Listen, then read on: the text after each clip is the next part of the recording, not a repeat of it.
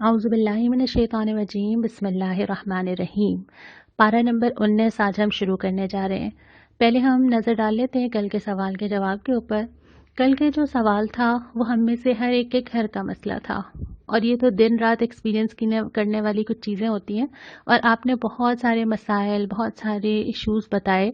واقعتاً نکاح ہمارے معاشرے میں بہت مشکل چیز ہے، حالانکہ اس چیز میں جو ہمیں اسلامک کانسیپٹ ملتا ہے وہ تو صرف ایجاب و قبول کا ملتا ہے کہ گواہوں کے سامنے نکاح پڑھا دیا جائے، جو کہ کل ڈیوریشن میکسیمم آدھے گھنٹے کا بنتا ہے، اور ایک کھانا جو لڑکا اپنے حسب استطاعت اعلان کے طور پہ اپنے قریب کے لوگوں کو کھلا دے، بس اس کے علاوہ کوئی تفصیل نہیں ملتی۔ پھر کس چیز نے مشکل بنایا؟ میں اگر ایک لفظ میں اس کا جواب دوں، ہمارا مائنڈ سیٹ، اور اس کا تعلق کسی ایک ملک، ایک جگہ، ایک کلچر سے نہیں ہے۔ اسلام اصل میں شروع ہی مائنڈ سیٹ بدلنے سے ہوتا ہے۔ اب یہاں پہ جو چیزوں نے پرابلم کریٹ کی ہے اس میں ہماری انتخاب، چاہے وہ لڑکے کا ہو چاہے وہ لڑکی کا ہو، دونوں کے لیے معیارات اتنے زیادہ طے کر دینا کہ جو مشکل سے ہی پورے ہو سکیں۔ ہمیں حدیثوں میں یہ ملتا ہے کہ لوگ نکاح کے لیے جس لڑکی کو دیکھتے ہیں وہ اس کا نسب دیکھتے ہیں، وہ اس کا مال دیکھتے ہیں، وہ اس کی شکل دیکھتے ہیں۔ تم نکاح کے لیے تقویٰ دیکھنا، اور یہ شاید وہ آخری چیز ہے جو ہم دیکھتے ہیں۔ اور پھر یہی ایکسپیکٹیشن ہم لڑکے کی طرف، اس کا سیٹل ہونا، گھر پہ رسپانسبلٹیز نہ ہونا، گھر کا اپنا ہونا، یہ اپیرنس بھی، یہ ساری چیزیں ہم ساتھ ساتھ دیکھتے ہیں۔ ان چیزوں نے ہمارے لیے مشکل کر دی ہے۔ اور اس کے بعد یہ کہ جو رسومات اور جو چیزیں ہمارے معاشرے میں بڑھ چکی ہیں، جو اسراف ہے، جو لوگوں کی توقعات ہیں، بہت ساری ایسی چیزیں ہم نے اپنے لیے مشکل کر دی ہیں، جس میں لینا دینا، جوڑے دینا، جہیز کا دینا، تحائف دینا، پورے خاندان کو لے کے چلنا، پھر اس میں تھیم، پھر اس میں ایونٹ مینیجرز اور پتہ نہیں کیا کیا، جبکہ ہر ایک کو معلوم ہوتا ہے کہ خرچ کرنے والا بھی مشکل سے خرچ کر رہا ہے، اور وہی پیسہ اگر اسی کپل کو سیٹل کرنے میں لگا دیا جائے، یہ بات تو ہمیں صاف صاف سمجھ آتی ہے نا۔ یہ تو عقل کا تقاضا ہے کہ لاکھوں روپے اس تقریب میں لگانے کے بجائے اگر اس کپل کو دے دیے جائیں تو ان کے مستقبل کے لیے اور بہتر ہو جائے، لیکن کیا چیز نہیں کرنے دیتی؟ اصل میں یہی وہ چیزیں ہیں کہ ہم نے اپنے آباء و اجداد کو کرتے دیکھا ہے، ہم نے اپنے معاشرے کو کرتے دیکھا ہے، تو کون ہے جو پہلا سٹیپ لے گا اور رسپانسبلٹی کون لے گا؟ اور ہم میں سے ہر ایک کی رسپانسبلٹی ہے۔ ہم میں سے کوئی اس سے بری ذمہ نہیں ہو سکتا، کیونکہ معاشرے میں جو چلن آپ ڈالتے ہیں، جو ٹرینڈ آپ سیٹ کرتے ہیں، جو مثالیں آپ بناتے ہیں، آپ کے ذمے وہ آتی ہیں۔ آپ اچھی مثال قائم کریں یا بری مثال قائم کریں، دونوں جو ہیں وہ آپ کے لیے آگے چل کے سلسلہ جاری کرتی ہیں۔ تو ہم نے پہلے بھی پڑھا تھا کہ ہر شخص دوہری ذمہ داری اٹھاتا ہے، اپنی بھی اور دوسرے لوگوں کے بھی۔ اور دوسری بات یہ کہ جتنا نکاح مشکل ہوگا اتنا معاشرے میں زنا پھیلے گا۔ اس کے بعد ہم شروع کرتے ہیں پارہ نمبر 19۔ شروع ہوتا ہے، سورہ فرقان ہماری چل رہی تھی، قیامت کے دن کی منظر کشی کی ہے کہ آسمان سے بادل نمودار ہوگا، لوگ خوفزدہ ہوں گے۔ اس روز حقیقی بادشاہی صرف رحمان کی ہوگی، رحم کرنے والے کی، کیونکہ اس کے رحم کے علاوہ اور کوئی سہارا نہیں ہوگا۔ اس کے بعد بھی فرمایا کہ جب رسول کیسز پیش کریں گے نا اپنی امت کے بارے میں، تو وہ کہیں گے کہ میری قوم نے قرآن کو چھوڑ دیا تھا۔ یہاں پہ لفظ مہجورہ استعمال ہوا ہے، جس کے دو معنی ہو سکتے ہیں۔ ایک تو یہ کہ حجر کیا تھا قرآن کے ساتھ، اس کو مانا نہیں تھا، انکار کیا تھا۔ ایک یہ کہ حجر کیا تھا قرآن کے ساتھ، یعنی اس کا مذاق بنا دیا تھا۔ اور مذاق بنانے کا مطلب یہ ہے کہ کتاب میں کچھ لکھا ہے اور میں وہ کر رہی ہوں جو میرا دل چاہ رہا ہے۔ مذاق بنانا یہی ہے کہ کتاب پکار پکار کے کہہ رہی ہے اور میں اس کو خاطر میں نہیں لا رہی۔ اور اس کے بعد پھر قرآن کے وقتاً فوقتاً اترنے کی حکمت بیان کی گئی ہے کہ جو قرآن اللہ تعالیٰ نے نازل کیا ایک ساتھ نہیں دیا، اس لیے کہ آپ کو آہستہ آہستہ یاد ہو، اس لیے کہ نبی کریم صلی اللہ علیہ وسلم جو پیغام پہنچا رہے تھے اس میں جو اعتراضات آ رہے تھے، مراحل آ رہے تھے، تو وہ ساتھ ساتھ جواب دیتا چلا جا رہا تھا۔ پھر یہ کہ وہ دل میں جگہ بنائے، آہستہ آہستہ تھوڑی تھوڑی ڈوز آ رہی تھی تاکہ اس کی جگہ بنتی جائے، اور اس کے ساتھ ساتھ عمل کرنا بھی تو آسان ہو نا۔ اگر سارے احکامات ایک ساتھ آ جاتے تو کتنا مشکل ہو جاتا۔ اس لیے چاہے وہ نماز کا حکم ہو، چاہے وہ شراب کی حرمت کا حکم ہو، تمام چیزیں سٹیپ بائی سٹیپ نازل ہوتی رہی ہیں۔ اس کے بعد یہ کہ وہ رہنمائی کرے، قرآن ساتھ ساتھ بتاتا چلا جا رہا تھا۔ جیسے ہم نے کل ہی سورہ نور پڑھی ہے کہ جب جو واقعات آ رہے تھے قرآن خود ہی بتاتا جا رہا تھا کہ اب یہ احکامات یہ ہیں، اب معاشرے میں یہ کیا جائے، قوانین یہ بنائے جائیں۔ پھر اس کے ساتھ ساتھ قرآن کو ترتیب دینا، اللہ تعالیٰ کی مرضی سے نبی کریم صلی اللہ علیہ وسلم نے اس قرآن کو ترتیب دیا۔ پھر فرمایا کہ عذاب تو آتا رہا ہے، پہلے بھی آتا رہا ہے، آئندہ بھی آ سکتا ہے، یہ کوئی انہونی چیز نہیں ہے۔ پھر یہ کہ جس شخص نے خواہش نفس کو اپنا خدا بنا لیا، یہ ہم نے پہلے پڑھا ہے نا کہ بہت سارے لوگ اپنے آپ کو ہی اپنا خدا بنا لیتے ہیں، تو ان کی مثال دی ہے کہ وہ جانوروں کی طرح ہانکے جا رہے ہیں۔ جیسے ایک جانور ہے نا، جس طرف لے چلو اس طرف چلے گا، جہاں گھاس نظر آئی وہاں لپک جائے گا۔ تو ایک انسان جو نفس کے پیچھے بھاگتا ہے نا، نفس کسی بھی شکل میں ہو، اپنی پسند یا اپنی ترجیحات کے پیچھے بھاگتا ہے، وہ پھر جانور کی طرح ہی ہوتا ہے۔ جہاں کوئی اٹریکشن نظر آئی وہاں لپک کے چلا گیا، کوئی اصول ضابطے زندگی کے نہیں ہوتے۔ اس کے بعد فرمایا کہ قرآن کو لے کے جہاد کبیر کرو، یعنی ایک تو وہ جہاد ہے جو تلواروں کے ساتھ کیا جاتا ہے، اور ایک وہ جہاد ہے جو قرآن اٹھا کے قرآن کو پھیلا دو، قرآن سے جد و جہد کرو، ہر چیز کے خلاف جو چیز قرآن سے ٹکراتی ہے اس کو بدلنے کی پوری کوشش کرو۔ اور اس کے بعد ایک بہت ہی پیارا لفظ آتا ہے، عباد الرحمن، رحمان کے بندے کون ہیں؟ پہلے ہی آیا تھا قیامت کے دن بادشاہی رحمان کی ہوگی، رحم کرنے والی کی، لیکن رحمان کے اپنے بندے کون سے ہیں؟ اللہ تعالیٰ نے اپنے آپ سے جوڑ کے یہاں پہ ذکر کیا ان لوگوں کا۔ اچھا، جو صفات آئی ہیں نا رحمان کے بندوں کی، اگر آپ اس کو تقسیم کریں تو اس میں عبادات اتنی تھوڑی سی آئی ہیں، مجھے تو یہ لگتا تھا کہ شاید لسٹ میں ہوگا نماز، روزہ، حج، زکوٰۃ، تسبیحات، نہیں آئی۔ صرف یہ کہ شرک سے گریز اور سجدہ اور قیام اللیل، رب سے تعلق۔ اس کے بعد بہت ساری چیزیں جو ہیں وہ شخصیت کی آئی ہیں، پرسنالٹی، لوگوں سے تعلق۔ پہلی چیز یہ کہ نرم چال، یہ جو چال آپ کی باڈی لینگویج ہوتی ہے نا، چال میں ایک تو چال چلن ہم کہتے ہیں، اور ایک یہ ہوتا ہے کہ وہ اس کی باڈی لینگویج کیا ہے، جیسے انسان کی پرسنالٹی ہوتی ہے نا، وہ اس کی اظہار ہوتا ہے اس کی چال سے، اس کے چلنے سے۔ دوسری بات یہ کہ وہ خرچ میانہ روی سے کرتے ہوں، نہ بہت فضول خرچ ہوں نہ بہت بخیل ہوں۔ تیسرا یہ کہ ناحق قتل سے گریز کرتے ہوں۔ ناحق قتل کا ہم پڑھ چکے ہیں کہ جو قرآن میں قتل جائز قرار دیے گئے ہیں ان کے علاوہ کسی کی جان نہیں لیتے، جھوٹ پہ گواہ نہیں بنتے، کسی جھوٹی چیز کا حصہ نہیں بنتے، جاہلوں سے گریز کرتے ہیں، لوگوں کے منہ نہیں لگتے، اور اگر کوئی ان کے سامنے جاہل آ جاتا ہے تو وہ کہتے ہیں کہ تم پر سلامتی، اور اپنا راستہ الگ کر لیتے ہیں۔ پھر اس کے بعد یہ کہ زنا سے پاک رہتے ہیں، اور یہ چیزیں ہم نے پہلے بھی پڑھی ہے کہ زنا کی طرف جانے والی ہر چیز سے بھی اپنے آپ کو بچانا۔ پھر لغویات سے دور رہتے ہیں، جو آپ نے ابھی فہرست بنائی تھی نا لعب کی کہ کون کون سی چیزیں ہیں جو لغویات میں آتی ہیں، ان سے اپنے آپ کو بچا کے رکھتے ہیں۔ اور تیسری چیز یہ کہ پھر فکر مند ہوتے ہیں، اپنے لیے فکر مند ہوتے ہیں، اپنے گھر والوں کے لیے فکر مند ہوتے ہیں، دعا مانگتے ہیں کہ اللہ جہنم سے ہمیں بچا لے۔ یعنی ایک جو کانشیسنس ہوتی ہے نا کہ ایک انسان دنیا میں بے پرواہی کی زندگی نہ گزارے، وہ ان کے اندر موجود ہوتی ہے۔ لیکن ان تینوں چیزوں میں جو چیز سب سے زیادہ غالب مجھے اس میں نظر آئی تھی وہ یہ تھی کہ آپ کی اپنی شخصیت کیسی ہے۔ اس کے بعد پھر آگے چلتے ہیں دوسرے ربع کی طرف۔ سورہ شعراء یہ بھی مکی صورت ہے، اس کا آغاز ہوتا ہے نبی کریم صلی اللہ علیہ وسلم کو پہلے تسلی دی جاتی ہے کہ اے نبی، کہ آپ غم کے مارے اپنی جان کھو دیں گے؟ کیا غم تھا اللہ کے نبی صلی اللہ علیہ وسلم کو؟ صرف یہ کہ میری قوم ایمان نہیں لا رہی۔ اور پھر اس کے بعد تسلی دینے کے بعد حضرت موسیٰ کا ذکر کیا کہ اللہ تعالیٰ نے تو وہاں سے راستہ نکالا تھا جہاں سے وہم و گمان میں بھی نہیں تھا، سمندر پھاڑ کے اس کے اندر سے ان کو گزروا دیا تھا۔ پھر حضرت ابراہیم کے الفاظ دہرائے ہیں اور دعا کی بھی یہاں پہ ہمیں بتائی گئی ہے، اور وہ الفاظ بہت ہی پیارے ہیں، اور وہ بہت بڑی تسلی ہے جو اللہ کے نبی صلی اللہ علیہ وسلم کو دی جا رہی ہے کہ اے نبی، ابراہیم بھی یہی کہتے تھے۔ کیا کہتے تھے؟ کہ میرا تو خالق حقیقی، میرا رب تو اللہ ہی ہے، وہی مجھے پیدا کرتا ہے، وہی مجھے ہدایت دیتا ہے، وہی کھلاتا ہے، وہی پلاتا ہے، وہی شفا دیتا ہے، وہی موت دے گا، وہی زندگی دے گا، اور مجھے لالچ ہے، طمع کا لفظ استعمال ہوا ہے کہ مجھے لالچ ہے کہ وہ مجھے معاف کر دے۔ اس کے بعد قوم نوح کا ذکر آتا ہے۔ پارہ نمبر 19 کا جو تیسرا ربع ہے، یہاں پہ اللہ تعالیٰ نے قوموں کے ذکر تو دوبارہ کیے ہیں، لیکن اس دفعہ زاویہ مختلف ہے۔ پہلے یہ ذکر کیا تھا کہ یہ ساری قومیں عذاب کا شکار ہوئیں، اللہ تعالیٰ نے ان کی پکڑ کی۔ پھر ایک جگہ ذکر آیا تھا کہ ان ساری قوموں کو ایک ہی پیغام دیا گیا تھا کہ اللہ کی اطاعت کرو، اس کے علاوہ کسی کو شریک نہ کرو۔ اس دفعہ ان قوموں کو ذکر کرنے کی وجہ مختلف ہے۔ اس دفعہ ذکر یہ کیا گیا ہے کہ سارے نبی گئے، سب نے اللہ کی طرف بلایا، اور سب نے ایک ہی جملہ کہا، اور وہ جملہ کیا تھا؟ کیا تم اللہ سے بے خوف ہو گئے ہو؟ کیا تمہیں اللہ سے کوئی ڈر نہیں لگتا؟ قوم عاد کا ذکر ہے، بڑی بڑی عمارتیں بنا لی، اور بڑی بڑی عمارتیں بنانے کے بعد ایک ذہن میں ایک تصور تھا نا کہ اب تو ہم کتنا کچھ جان گئے ہیں، اب تو ہم جو چاہے کر سکتے ہیں، اب تو ہمارے اندر کتنی طاقت، کتنی ٹیکنالوجی، کتنی ترقی. لیکن ان سے بھی کہا گیا اللہ کا خوف نہیں رکھتے. پھر اس کے بعد قوم سمود جو کہ فسادی لوگوں کی اطاعت کرنے لگے، جو ہم نے پہلے بھی پڑھا تھا کہ ان لوگوں کی اطاعت نہ کرو جو زمین میں فساد پھیلا دیتے. اپنی لیڈرشپ سوچو کہ تم کس کے ہاتھ میں دے رہے ہو.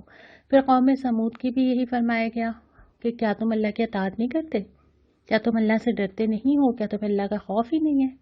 پھر قوم لوط ہم جنس پرستی میں مبتلا تھے، ان سے بھی یہی پوچھا گیا.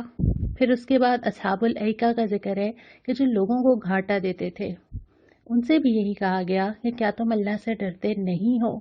میں نے ایک دفعہ پہلے بھی یہ بات کی تھی کچھ دیر پہلے، اور میں دوبارہ یہ بات دہرا رہی ہوں کہ اللہ تعالیٰ نے جو جرائم گنوائے ہیں نا، اس کا بڑا تعلق زمین میں فساد برپا کرنے سے ہے.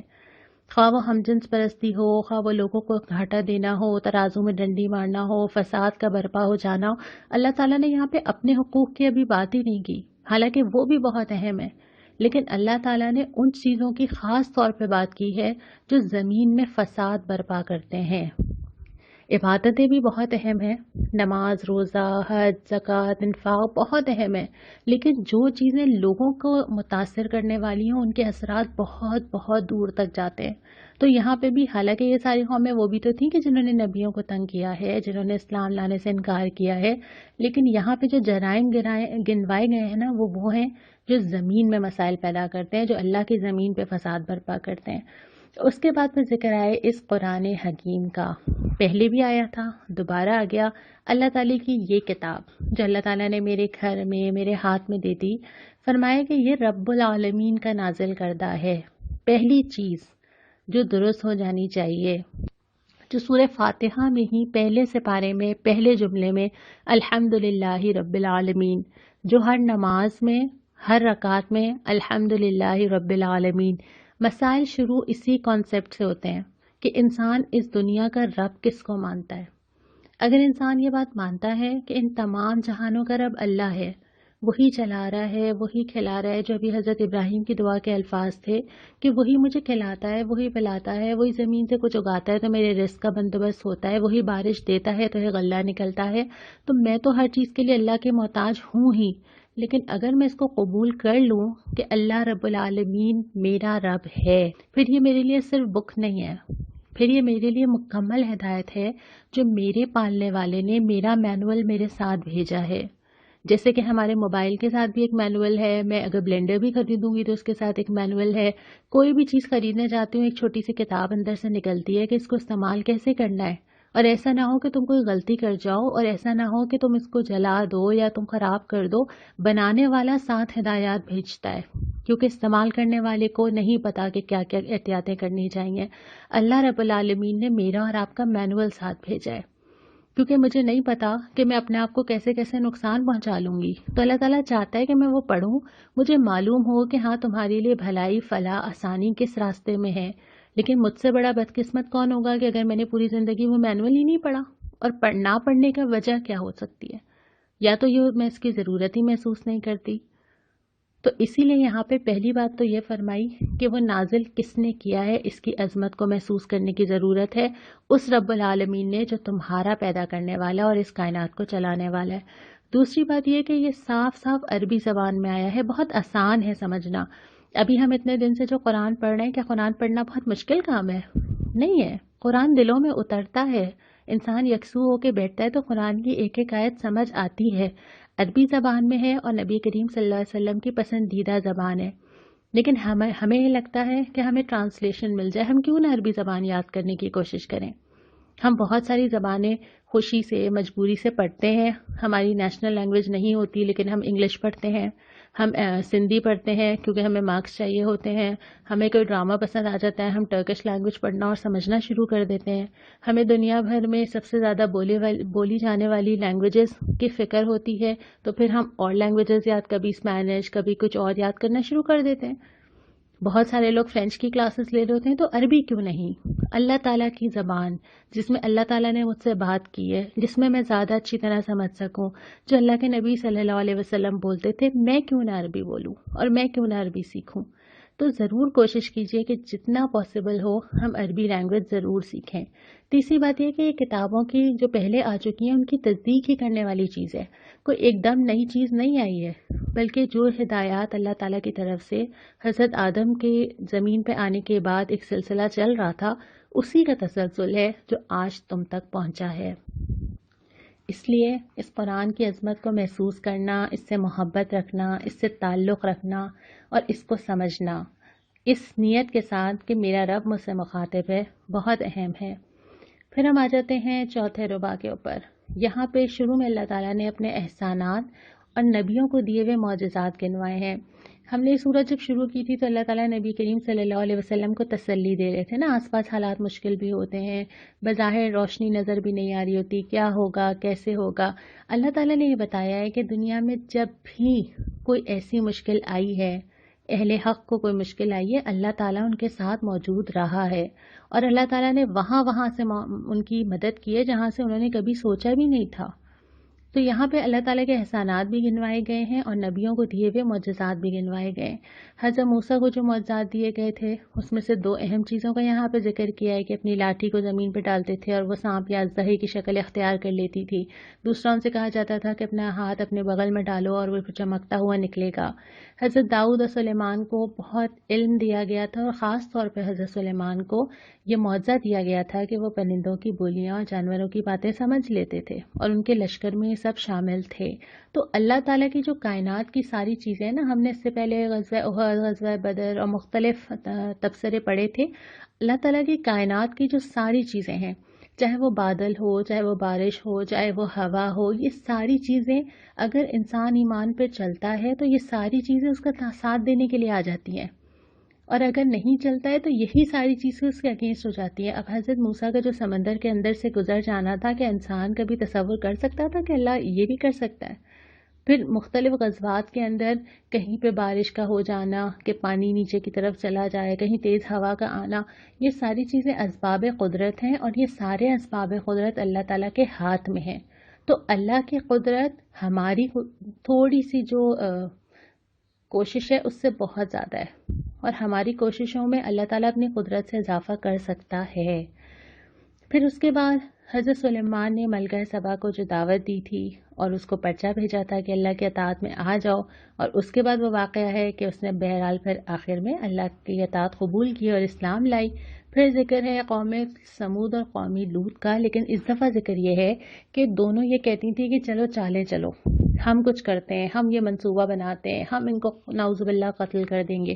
اللہ تعالیٰ نے فرمایا کہ ساری چالیں دھری کی دھری رہ جاتی ہیں جب تمہارے رب کا حکم آتا ہے۔ اور آخر میں ایک بہت اہم سوال کیا ہے، یہ بتاؤ یہ سارے واقعات پڑھنے کے بعد، یا میں یہ کہوں 19 سپارے پڑھنے کے بعد، یہ بتاؤ اللہ بہتر ہے یا وہ معبود؟ کون بہتر ہے؟ وہ جس پہ تکیہ نہ کیا جا سکے، جس سے مانگا نہ جا سکے، یا وہ اللہ جس سے جب لگ کے دعا مانگی جائے نا، اور اس کو آپ تجربہ کر کے دیکھیے، جب آپ اللہ کے سامنے رو کر صرف اللہ سے خالص ہو کے دعا مانگتے ہیں، جب آپ راتوں کو اٹھ کے اللہ کے سامنے گڑ گڑاتے ہیں، آپ کو محسوس ہو جاتا ہے کہ آپ کی دعا سنی گئی ہے۔ اور پھر وہ اللہ جو ان ساری چیزوں کا حل کر سکتا ہے جن کو انسان نہیں کر سکتے، اور پھر وہ اللہ جو سب سے زیادہ رازدار ہے، جس سے میں ہر بات کر سکتی ہوں اور مجھے یہ خطرہ نہیں ہے کہ وہ میری بات کو کس طرح سمجھے گا اور کس طرح کہے گا اور کس طرح کسی اور کو پہنچا دے گا، وہ اللہ۔ اور پھر وہ اللہ جس کے ہاتھ میں اسباب قدرت ہیں، لوگ نہیں کر سکتے میرے مسائل حل، لوگ نہیں جانتے میری خواہشات، میری ضروریات، میرے دل کے معاملات، میری پریشانیاں، میرے غم، لوگ نہیں جانتے، صرف اللہ جانتا ہے۔ تو اللہ بہتر ہے یا یہ سارے معبود؟ صرف اللہ۔ تو اللہ ہی کی طرف رجوع انسان کو سکون بھی دے سکتا ہے، امن بھی دے سکتا ہے۔ یہاں پہ آ کے سپارہ ختم ہوتا ہے۔ آج کا جو سوال ہے وہ یہ ہے کہ سورۃ الشعراء کی 7 آیتیں، آیت نمبر 213 سے لے کے 220 تک، ان 7 آیات میں ہمیں کیا ہدایات ملتی ہیں؟ یہ آپ انشاءاللہ تعالیٰ مجھے بھیجیں گے۔ اور آج کی جو دعا ہے، آج کے سپارے میں بہت ساری دعائیں آئی ہیں، 4 دعائیں آج کے سپارے میں آئی ہیں۔ سورہ فرقان کی 2 دعائیں ہیں، سورہ شعراء کی دعا ہے اور سورہ نمل کی دعا ہے۔ سورہ نمل کی دعا ہم پڑھ لیتے ہیں آج، اور اسی پہ ہم آج اس سپارے کا اختتام کریں گے۔ دعا یہ ہے: رب أوزعني أن أشكر نعمتك التي أنعمت علي وعلى والدي وأن أعمل صالحا ترضاه وادخلني برحمتك في عبادك الصالحين۔ اے میرے رب، مجھے قابو میں رکھ، میں تیرے اس احسان کا شکر ادا کرتا رہوں جو تو نے مجھ پر اور میرے والدین پر کیا۔ ایسا عمل صالح کروں جو تجھے پسند آئے، اپنی رحمت سے مجھے صالح بندوں میں شامل کر لے، آمین۔ یقیناً اللہ تعالیٰ کا احسان ہے کہ اللہ تعالیٰ نے ہمیں مسلمان بنایا، اور اللہ تعالیٰ ہم سے وہ کام کروا لے کہ ہم اللہ کی رحمت کے مستحق ہو جائیں۔ ہم سب ایک دوسرے کے لیے دعا کریں۔ انشاءاللہ تعالیٰ کل ہم پارہ نمبر 20 کا آغاز کریں گے۔ السلام علیکم ورحمۃ اللہ۔